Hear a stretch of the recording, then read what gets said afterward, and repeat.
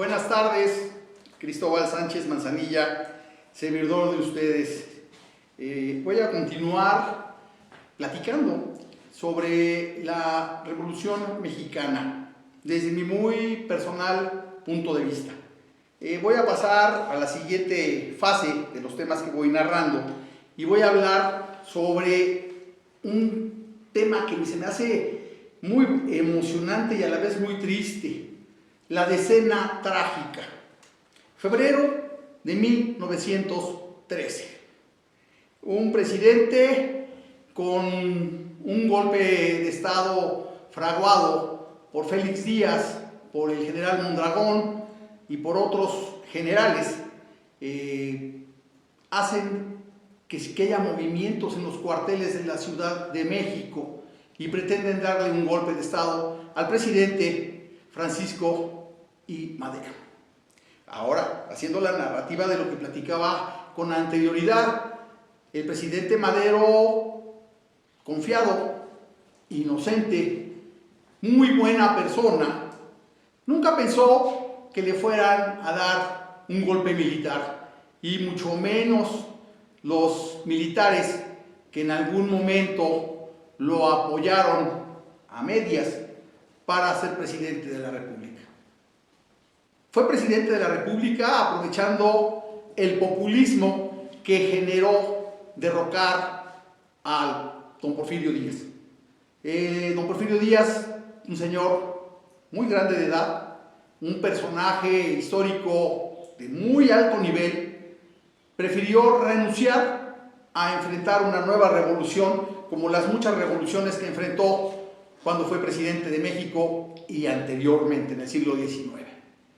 Francisco I. Madero tuvo una azonada, tuvo un conflicto.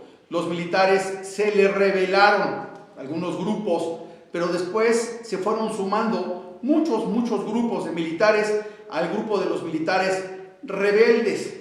Y aquí entra un personaje, para mí, uno de los personajes más terribles en la historia de México, Victoriano Huerta, mejor conocido como el Chacal, que fue a presentarse a darle sus servicios al presidente Madero, y Madero creyó en él, Madero pensó en él, pero nunca se acordó que Victoriano Huerta había sido un general segundón de don Porfirio Díaz, y que fue el último militar que escolta al presidente al puerto de Veracruz. Eso es parte de la narrativa de la historia, pero la decena trágica son 10 días trágicos en la historia de México. Un golpe de estado fraguado por Félix Díaz, sobrino del general Porfirio Díaz, fraguado por el general Mondragón, un personaje que había hecho algunas réplicas de algunos rifles y de algunos cañones franceses y que había publicado algunos artículos sobre armamento, y que realmente había sido renombrado como catedrático militar, pero por estar en contra fueron hechos prisioneros y el ejército los libera. Hay una liberación, en algún momento pretende tomar uno de los generales el Palacio Nacional, otro de los militares leales a Francisco I. Madero, nada más con 160 soldados, según nos lo narra Taibo, Paco Ignacio Taibo en Temporada de Zopilotes, y también como lo narra México Tierra de Volcanes, Joseph H. Sherman, o como lo narra John Kenneth Turner, o como lo narra Pedro Ángel Palou, etcétera, etcétera. Tienen un momento histórico donde aprisionan al hermano del presidente y aprisionan al grupo de gente maderista que habían sido constitucionalmente puestos en el poder público federal, y hay una revuelta. Francisco I. Madero se encontraba en el castillo de Chapultepec, en ese momento era la residencia oficial de los presidentes de la República de ese momento, y pretende bajar a poner en paz todo lo que se suscitaba, porque él creía que con el populismo que tenía, él creía que con las características que se dio para ser presidente de la República, pues lo iban a ver bien, o sea, lo iban a aceptar. Bueno, bajó escoltado por el colegio militar, alguna parte del colegio militar, porque también hubo varias partes del colegio militar que estaban con los rebeldes. ¿Y qué es lo que se suscita? Bueno, hay una balacera en el Palacio Nacional, le matan a uno de los generales rebeldes y total, el presidente, después de algunas balaceras y de algunos problemas, logra llegar por la hoy calle Francisco y Madero, que después narraré quién fue quien le puso el nombre, y llega a Palacio Nacional, y lo primero que podemos observar es que el pueblo va con Madero, van con los cadetes leales a Madero, y llega al Palacio Nacional y retoma el poder.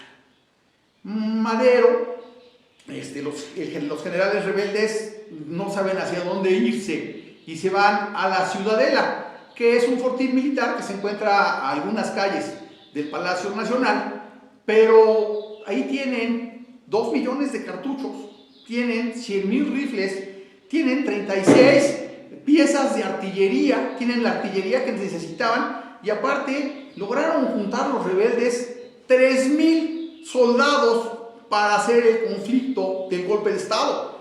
En cambio, en ese momento el presidente nada más tenía los 160 soldados que le habían sido leales. Los cuarteles del Distrito Federal estaban en contra del presidente de la República.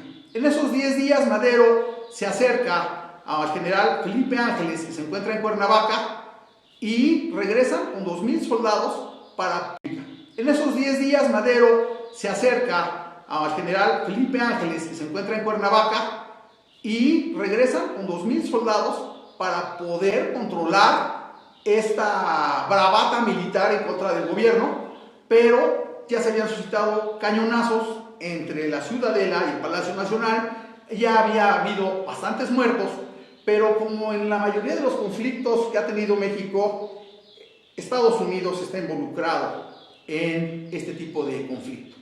Henry Lane Wilson, un personaje bastante negativo en la historia de México y embajador de los Estados Unidos ante el gobierno mexicano, conspira contra el gobierno, hace muchos movimientos contra el gobierno, hostiga e instiga a los militares revoltosos, revolucionarios, y en un momento determinado Huerta aprovecha y el presidente cree en Huerta y lo nombra secretario de guerra. Y Francisco y Madero no se da cuenta que al peor de todos los militares es al que pone en el control del poco ejército que tiene. Felipe Ángeles no lo obedece. Los generales que están a disposición de Francisco y Madero empiezan a obedecerlo y, para no hacerla muy larga, en esos 10 días hubo muchas reuniones entre Félix Huerta, Victoriano Huerta, y le dan un golpe militar al ciudadano presidente de la República. El ciudadano presidente de la República fue muy alertado por su hermano, Gustavo Madero. He de decir que en todas las lecturas que he hecho se le reconoce a Gustavo Madero su capacidad política, su capacidad intelectual, su capacidad de negociación y aparte el amor que le tiene a su hermano. Realmente el mártir de ese momento es Gustavo Madero. Traicionan al señor presidente, lo capturan en el Palacio Nacional, lo capturan con el general Felipe Ángeles y Victoriano Huerta le da la espalda totalmente. Es un caos total. Yo tengo mis dudas de cómo fue la muerte del señor presidente. Seguramente, como dicen, lo llevaron al Palacio Negro de Lecumberri, el capitán Cárdenas, y lo matan a mansalva a él y a Pino Suárez. Realmente quisiera yo hacer una narrativa. El control militar es un control peligroso para México. Muy buenas tardes.